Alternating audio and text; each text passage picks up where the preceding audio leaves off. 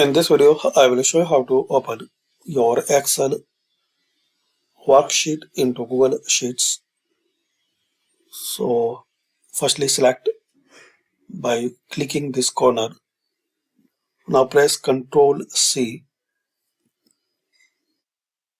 Now open Google Sheets, File and New. Select here Spreadsheet.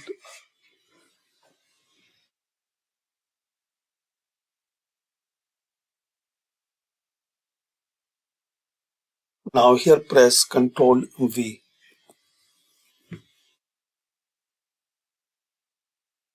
And click Anyway. You can make changes here.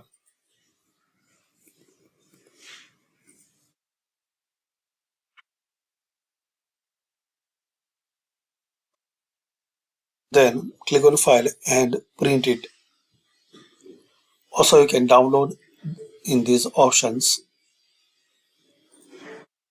So this is a short way to open your Excel into Google Sheets. Thanks for watching. Comment this method work for you.